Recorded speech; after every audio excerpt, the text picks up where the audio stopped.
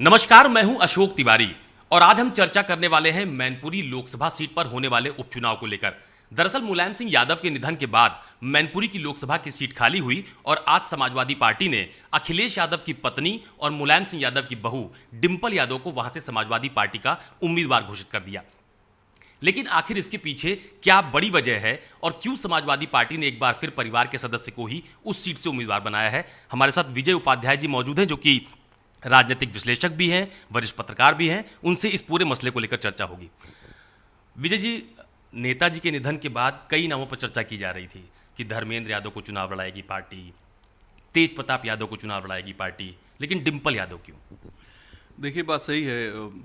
जिन दोनों नाम की चर्चा थी, चाहे तेज प्रताप की या धर्मेंद्र की, दोनों मैनपुरी रिप्रेजेंट कर चुके हैं और तेज प्रताप तो मुलायम सिंह के रिप्रेजेंटेटिव थे अभी भी, इसलिए ये चर्चा हो रही थी। दूसरा, लोगों को ये अंदाज़ा नहीं था कि अखिलेश डिंपल जी को वहाँ चुनाव लड़ा सकते हैं।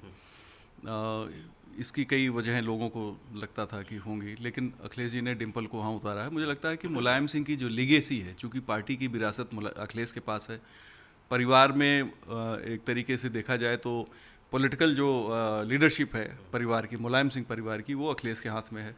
तो इसीलिए अखिलेश ने मुलायम सिंह की विरासत की जो सीट है लोकसभा, उसको अपने ही पास और मुलायम सिंह की बड़ी बहू के नाम कर दिया। एक तरीके से ये संवेदना जो है नेताजी के प्रति, उससे कनेक्ट बनाए रखने की कोशिश है। हालांकि ये कनेक्ट तेज प्रताप और धर्मेंद्र के भी साथ होता, लेकिन ये इससे ज़्यादा होता। एक तो बहू है, बड़ी बहू हैं, तो बहू के साथ थोड़ा सा ज़्यादा लोग कनेक्ट करते हैं, जो हमारा ट्रेडिशनल भारतीय समाज है। हमें लगता है इन सारे कारणों को उन्होंने ज़रूर ध्यान रखा होगा। लेकिन डिंपल को प्रत्याशी बनाने के बाद अब समाजवादी पार्टी के सामने बहुत चुनौतियां बढ़ गई हैं। इसलिए बढ़ गई हैं कि सीधे डिंपल मैदान में है, धर्मेंद्र या तेज प्रताप मैदान में नहीं है। मतलब हार और जीत अखिलेश यादव की मानी जाएगी? हार और जीत समाजवादी पार्टी के राष्ट्रीय अध्यक्ष अखिलेश यादव की मानी जाएगी। उनके खाते में उनकी निजी तौर पे राजनीतिक उपलब्धि या राजनीतिक नुकसान के तौर पे इसकी एनालिसिस होगी।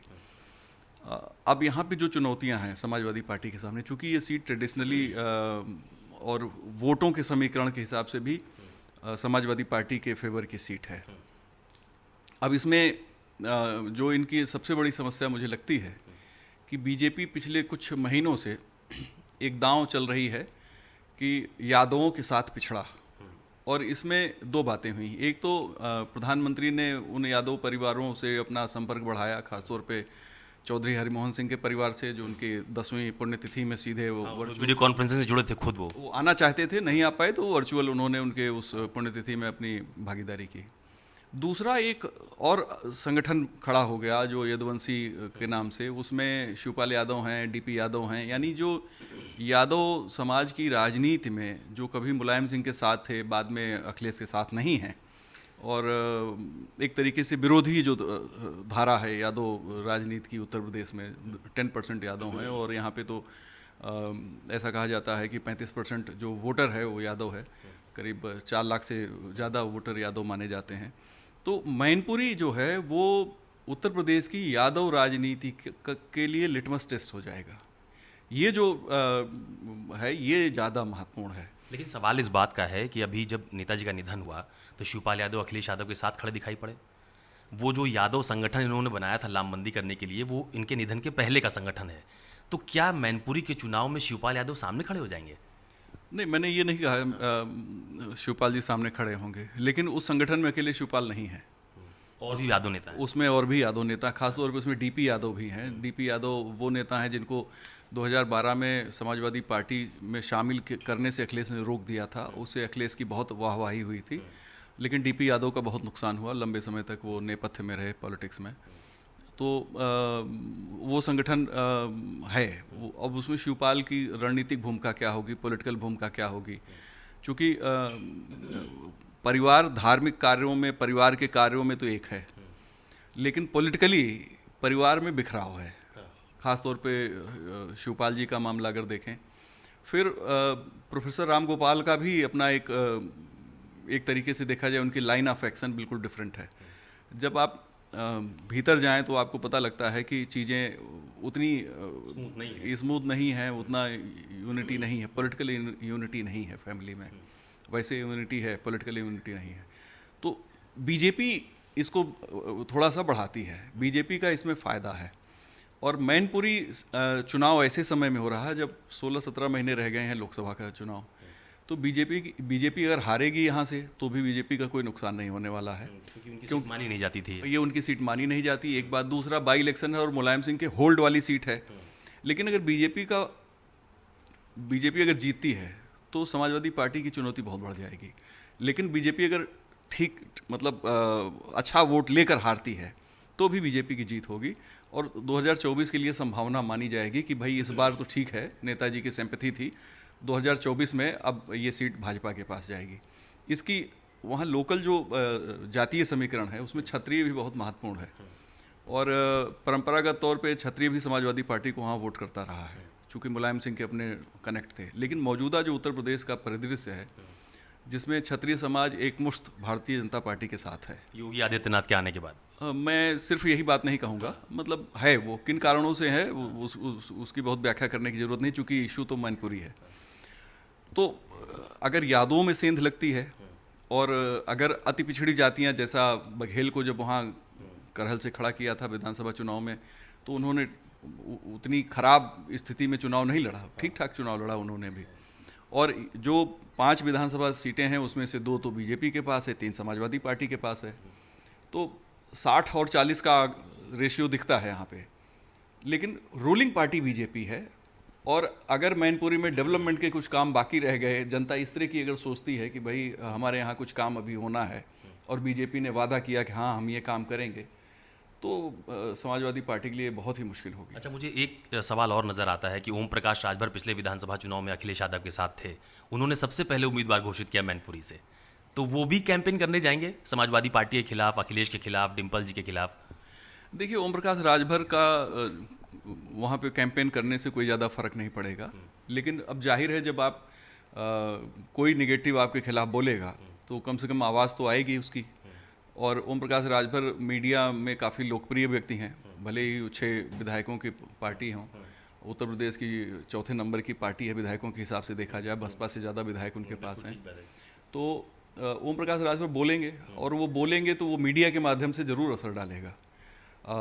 वोटों में कितना असर पड़ेगा नहीं, लेकिन माहौल पे बहुत ज़्यादा असर पड़ेगा ओम प्रकाश राजभर के, क्योंकि वो बहुत तरह की बातें बोलते हैं। वो कोई क्या बोल देंगे इसका हम लोग अंदाज़ा भी नहीं लगा सकते, और वो बोलते भी हैं। बीजेपी को इससे सपोर्ट मिलेगा और समाजवादी पार्टी को दिक्कत आएगी। तो बीजेपी, मुझे लगता है ओम प्रकाश राजभर ने ये दांव पहले से एक पॉलिटिकल गेम खेला है, चूँकि इस तरह की संभावना कही जा रही है कि वो बीजेपी के साथ चाहते हैं तालमेल, लोकसभा चुनाव के पहले सरकार में मंत्री पद मिल जाए उनको, उनके 6 विधायकों के साथ वो समर्थन कर दें। तो इसकी भी कोशिशें और संभावनाएं तलाशते रहते हैं। तो इसलिए शायद उन्होंने एक पॉलिटिकल गेम खेला है कि बीजेपी हमें नोटिस करे और हमें अपने साथ एसोसिएशन में रखे। अच्छा, एक सवाल ये भी है कि मैनपुरी के चुनाव में अब बीजेपी की उम्मीदवारी को लेकर भी सवाल खड़ा हो रहा है कि उम्मीदवारी बहुत मजबूत होनी चाहिए। डिम्पल यादव सशक्त उम्मीदवार हैं, समाजवादी पार्टी का पैतृक गढ़ माना जाता है वो, कि मतलब नेताजी रहे, उनके परिवार के दूसरे लोग वहाँ से रहे, तो बीजेपी को भी उम्मीदवारी पर विशेष ध्यान देना होगा। देखिए, बीजेपी किसी को भी उम्मीदवार बनाए, जो नाम चर्चा में है उसमें से किसी को भी उतारे, लेकिन वहाँ लड़ाई जो बीजेपी के रणनीति में होगी, मुझे लगता है मुलायम सिंह ही होंगे। क्योंकि समाजवादी पार्टी ने अपने नेता के प्रति जितनी श्रद्धांजलि और जिस तरीके की भावनात्मक जुड़ाव उनसे दिखाया है, भाजपा ने भी कम नहीं दिखाया है। तो इस पैरामीटर पर बीजेपी, मुझे लगता है कि मुलायम सिंह के नाम पे ही चुनाव लड़ेगी और सपा के सामने मुलायम सिंह को ही खड़ा कर देगी। हाँ, ये बात आपने ठीक कही। सैफई में जब नेताजी का निधन के बाद जब उनका अंतिम संस्कार हुआ, मैं गया था वहाँ कवर करने, तो मुझे लगता है बीजेपी का कोई ऐसा नेता नहीं बचा जो उन्हें श्रद्धांजलि देने ना गया हो। मतलब अमित शाह खुद हॉस्पिटल पहुंच गए थे, राजनाथ सिंह अस्पताल भी गए, सैफई भी गए, और भी तमाम सारे नेताओं की आवाजाही, मुख्यमंत्री योगी आदित्यनाथ गए। तो ये क्या बीजेपी भी नेताजी के नाम पे जो आप कह रहे हैं कि चुनाव लड़ेगी वहाँ पे? बिल्कुल। देखिए, अगर चुनाव के समय बीजेपी ये दांव चलती है तो समाजवादी पार्टी इसका विरोध नहीं कर पाएगी। और जो यादव के साथ पिछड़े का कॉन्सेप्ट बीजेपी लेके आई है, देखिए 14, 17, 19 गैर यादव पिछड़ा, गैर जाटो पिछड़ा बीजेपी की रणनीति का हिस्सा रहे हैं। लेकिन आप देखिए कि 2022 के विधानसभा चुनाव में जाटो समाज ने भी बीजेपी को काफ़ी संख्या में वोट दिया, और 2019 में उन सीटों पे यादव समाज ने बीजेपी को वोट करते हुए लोग ज़्यादा नजर आए जहाँ पे बसपा के प्रत्याशी थे, यानी जहाँ सपा का प्रत्याशी नहीं था। तो मुझे ऐसा लगता है कि समाजवादी पार्टी के सामने ये बहुत बड़ी चुनौती होगी कि मुलायम सिंह ही बीजेपी उन्हीं के कटआउट को लेकर मैदान में आ जाएगी। और ये सोशल मीडिया का ज़माना है। प्रधानमंत्री ने जब अपना जनसभा की स्पीच को रोककर बीच में उन्होंने जिस तरह से श्रद्धांजलि व्यक्त की मुलायम सिंह जी के लिए, उसकी क्लिपिंग्स वहाँ चलेंगी। योगी आदित्यनाथ जी जब गए थे मुख्यमंत्री जी, तो उसकी क्लिपिंग्स जाएंगी सोशल मीडिया में। तो एक तरीके से आप ये मानिए कि मुलायम वर्सेस मुलायम है। मुलायम तो नहीं है, वो स्वर्ग में हैं और ईश्वर उन्हें अच्छी जगह दे, लेकिन उनकी लोकसभा क्षेत्र में इस चीज़ का होना तय है। अब समाजवादी पार्टी इसको कैसे मैनेज करेगी, काउंटर कैसे करेगी कि वो काउंटर भी कर दे और लोगों को बुरा भी ना लगे, यानी सम्मान भी रहे, बात भी हो जाए। इसके साथ जो डेवलपमेंट के काम को लेके आएगी, जैसे आजमगढ़ और रामपुर लोकसभा में बीजेपी ने कहा कि भाई ये बड़ा सवाल है कि जैसे अभी आजमगढ़ और रामपुर दोनों के चुनाव हुए, दोनों में बीजेपी जीत गई, या प्रत्याशित जीत मानी जा रही थी, क्या उसका भी मैसेज जाएगा यहाँ पे? उस देखिए वहाँ जीती क्यों, जीतने की वजह जो ज़्यादा महत्वपूर्ण थी कि वो अपोजिशन के पास सीटें थी। बहुत से ऐसे काम, बहुत से ऐसे वादे सरकार करने के लिए वहाँ पे गुंजाइश उसके पास रहती है कि भाई ये अधूरे काम है हम पूरे कर देंगे और ये नया काम हम करेंगे। आजमगढ़ के लोगों में ये बात थी कि जो वहाँ का बीजेपी का प्रत्याशी जो चुनाव जीते निरहुआ, वो यही कहते थे कि हमें विकास करने का मौका तो दीजिए, भले ही हमें 18 महीने के लिए आप बिता दीजिए। और रामपुर में भी यही हुआ। तमाम जब लोग चुनाव क्षेत्र में गए, मीडिया के लोग, हम लोग, तो पब्लिक कहती थी कि भाई हमारे यहाँ बहुत से काम नहीं हुए, सरकार है, कुछ काम हो जाएंगे और ज़्यादा दिन की बात नहीं, 18 महीने या फिर 24 में हम देखेंगे। तो ये भावना मैनपुरी में भी भाजपा उभार सकती है कि विकास हम ही करेंगे और हम ही हैं जो 4.5 साल हमारी उत्तर प्रदेश में विधानसभा की सरकार है और जो डेवलपमेंट के काम हम करेंगे, केंद्र सरकार से भी हम यहाँ के लिए प्रोजेक्ट लाएंगे। तो उनके पास अपर हैंड है। लेकिन चूंकि वो ट्रेडिशनली मुलायम सिंह की सीट है, परिवार का होल्ड है, एक एक परिवार को नेताजी जानते थे वहाँ, एक एक गांव से लोगों से जुड़े हुए थे, और वो जुड़ाव कहीं ना कहीं अखिलेश यादव जी के साथ है। इसीलिए डिम्पल जी मैदान में हैं। और अगर उस कनेक्ट को, अपने फैमिली कनेक्ट को अखिलेश जी मजबूत करेंगे, उसको रिवाइव करेंगे, बेहतर ढंग से लोगों के बीच में जाएंगे, तो उतनी मुश्किल जीतने में नहीं आएगी। लेकिन चुनौती बड़ी है।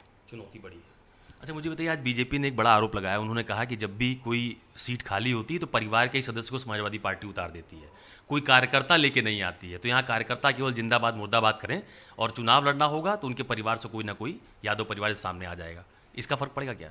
देखिए, ये भारत जो है वो परिवारों को ही पूछता है, वो चाहे शिव परिवार हो, राम का परिवार हो, कृष्ण का परिवार हो। देखिए, जहाँ कृष्ण है वहाँ बलराम और सुभद्रा भी हैं। तो वो तो एक लोगों को उतना बड़ा इशू नहीं है। आरोप प्रत्यारोप माना जाए, ये आरोप प्रत्यारोप। लेकिन धीरे धीरे पब्लिक में मेच्योरिटी आ रही है, हमारा लोकतंत्र परिपक्व हो रहा है, चीज़ें बदल रही हैं, सोचने का तरीका बदल रहा है।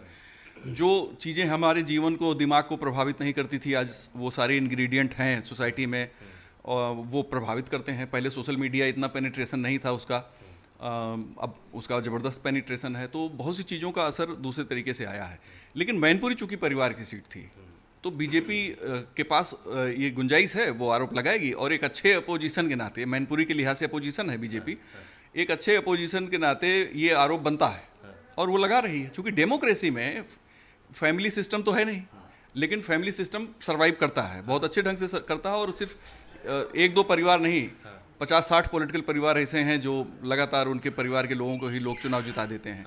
यहाँ तक कि आप देखिए कि मऊ की सीट पर परिवारवाद चल गया।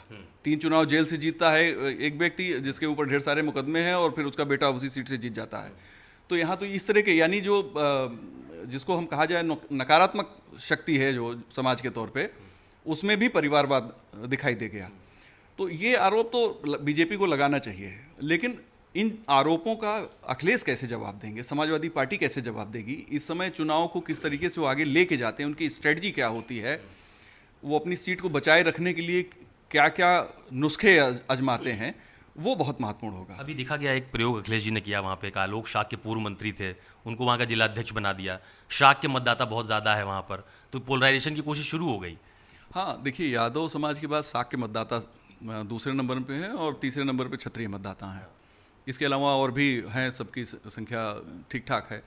लेकिन देखिए, इन सारे जो जातीय समीकरण हैं, अगर आप इसको खोल के चुनाव लड़ेंगे तो नुकसान हो जाता है, इसको छिपा के चुनाव लड़ेंगे तो फायदा होगा। 2007 के बाद उत्तर प्रदेश की राजनीति में एक गुणात्मक बदलाव ये आया है कि आप देखिए जो जातीय समीकरण खुले तौर पे बनाने की कोशिश करता है उसको नुकसान हो जाता है, लेकिन जो जातीय समीकरण को छिपे तौर पे और उसको इस तरह से बनाता है कि उनको रिप्रेजेंटेशन दे रहा है उस बिरादरी। हम ये नहीं कहेंगे कि हम जाति की राजनीति करते हैं, लेकिन पीछे पीछे पोलराइजेशन करते रहेंगे। वो करेंगे और उस बिरादरी के लोगों को रिप्रेजेंटेशन देंगे, राजनीति में मौका देंगे। तो वो संदेश जाता है कि देखिए हमने इस बिरादरी का कोई व्यक्ति राजनीति में मजबूत नहीं था, हमने इनको मौका दिया। तो ये अगर कोशिश, जैसे अखिलेश ने शाक्य को उतारा, शाक्य सपा के साथ ज़्यादा रहा है वोट करने में, लेकिन पिछले चुनाव में बीजेपी को अगर 3 लाख वोट वहाँ से मिलते हैं तो जाहिर है कि कोई एक बिरादरी सिर्फ वोट नहीं कर रही है। और अगर सपा को 4 लाख से ज़्यादा वोट मिलते हैं तो इसका मतलब ये नहीं कि सिर्फ एक ही बिरादरी का वोट है, वो सभी बिरादरियों का मिल के वोट है। ये जो बिरादरियों का जो समीकरण है, इस समीकरण को आप कैसे बेहतर करेंगे? जैसे आपने जिलाध्यक्ष बना दिया तो अब उनकी डिमांड कुछ और भी हो सकती है, पता नहीं, वो समाजवादी पार्टी बेहतर तरीके से समझ सकती है। लेकिन भारतीय जनता पार्टी ने वहाँ पे एक प्रयोग किया था, बघेल को उतारा था अखिलेश के मुकाबले में, और शाक्य भी पहले से उतार चुकी है वहाँ। तो शाक्यों को मैसेज देने में बीजेपी आगे है, भले ही उसे वोट कितने मिले हों, लेकिन उसने कोशिशें बराबर की हैं। अब चूंकि बाई इलेक्शन रूलिंग पार्टी का है, अब चूंकि आजमगढ़ और रामपुर का रिजल्ट आ चुका है, तो वो एक अलग माहौल है। और इस माहौल में अखिलेश की राजनीतिक रणनीति और कुशलता का परिचय होना है। अच्छा, एक मेरा एक सवाल और है कि जैसे बीएसपी आमतौर पर उपचुनाव नहीं लड़ती, इसका मतलब हुआ मायावती चुनाव में किसी को उम्मीदवार नहीं बनाएंगी उपचुनाव में। कांग्रेस ने उम्मीदवार मुलायम सिंह के खिलाफ मुझे लगता है कि कई बार चुनाव में नहीं दिया है, तो क्या इस बात की संभावना है कि इस बार कांग्रेस उम्मीदवार उतारे? बीजेपी की उम्मीदवारी तो तय है, तो ओम प्रकाश राजभर एक हो गए, डिंपल यादव समाजवादी पार्टी से हो गई, बीजेपी अपना उम्मीदवार देगी, बसपा चुनाव नहीं लड़ाएगी, कांग्रेस क्या करेगी, क्या लग रहा है? देखिए, कांग्रेस भी वहाँ से प्रत्याशी नहीं देगी, क्योंकि कांग्रेस भविष्य में समाजवादी पार्टी के साथ तालमेल की संभावना जरूर देख रही होगी, क्योंकि 2024 ज़्यादा दूर नहीं है, बाई इलेक्शन है, मुलायम सिंह की सीट है, तो वहाँ पे क्यों उतारेंगे? अगर एक गोला की सीट पे नहीं उतारते हैं, ये आजमगढ़ में नहीं उतारते हैं, रामपुर में नहीं उतारते हैं, तो यहाँ पे क्यों उतारेंगे? यहाँ तो टफ फाइट होगी। तो मुझे नहीं लगता कि उतार के कोई अपना संदेश खराब करने की कोशिश करेंगे। और चूंकि उनकी पूरी कोशिश है, मेरी जानकारी के हिसाब से कांग्रेस भविष्य में तालमेल की संभावना जरूर देख रही है समाजवादी पार्टी के साथ, तो अगर वो ये चाहती है तो नहीं उतारेगी। तो बसपा नहीं उतारेगी तो बसपा का ज़्यादा इम्पैक्ट है, क्योंकि बसपा के वोट वहाँ ट्रेडिशनली हैं। अब वो, हालांकि बसपा का वोट तेजी से बिखर रहा है, कम हो रहा है, लेकिन फिर भी बसपा के रहने पे चुनाव का जो डिस्कोर्स है वो बदल जाता है। जैसा आजमगढ़ में आपने देखा, या फिर रामपुर में देखा आपने, एक जगह प्रत्याशी दिया, एक जगह नहीं दिया, लेकिन दोनों जगह की हार का ठीकरा बसपा के खाते में डाला समाजवादी पार्टी ने। और परिस्थितियां भी ऐसी हैं, तो वो जो रणनीतिक कुशलता है वो सबसे ज़्यादा महत्वपूर्ण हो जाएगी इस बाई इलेक्शन में। चलिए, बहुत धन्यवाद हमसे बात करने के लिए। ये वरिष्ठ पत्रकार और राजनीतिक विश्लेषक विजय उपाध्याय हैं, जिनसे हम लोगों ने डिंपल यादव के चुनाव को लेकर चर्चा की। लेकिन सबसे खास बात यह है कि मैनपुरी समाजवादी पार्टी का गढ़ माना जाता रहा है। मुलायम सिंह यादव के निधन के बाद ये सीट खाली हुई और समाजवादी पार्टी ने, जैसा कि उम्मीद जताई जा रही थी कि परिवार से ही कोई लड़ेगा, लेकिन शायद डिंपल यादव के नाम की चर्चा बहुत ज़्यादा नहीं थी, तो समाजवादी पार्टी ने डिंपल यादव को चुनावी मैदान में उतारा है। और ये मैनपुरी लोकसभा का जो उपचुनाव है, ये भी कहा जा रहा है कि अखिलेश यादव की पत्नी है डिंपल यादव, लिहाजा उनके लिए प्रतिष्ठा का सवाल होगा। और इस चुनाव में अखिलेश यादव को अपनी राजनीतिक जो कुशलता है, जो रणनीति है, उसका वो कितना इस्तेमाल कर पाएंगे। और इस बार चुनाव में चूंकि सीधा सीधा मुकाबला बीजेपी और समाजवादी पार्टी के बीच माना जा रहा है, लिहाजा इस चुनाव पर सबकी नजर भी बनी रहेगी। कैमरा पर्सन सचिन सैनी के साथ अशोक तिवारी, लखनऊ, न्यूज़ 24। नमस्कार, मैं हूं मानक गुप्ता। अगर आपको हमारा ये वीडियो पसंद आया हो तो इसे लाइक और शेयर जरूर करें, और हां, हमें सब्सक्राइब और फॉलो करना ना भूलें, ताकि आप देश और दुनिया की कोई खबर मिस ना करें। तो जुड़े रहिए हमारे साथ और देखते रहिए न्यूज़ 24।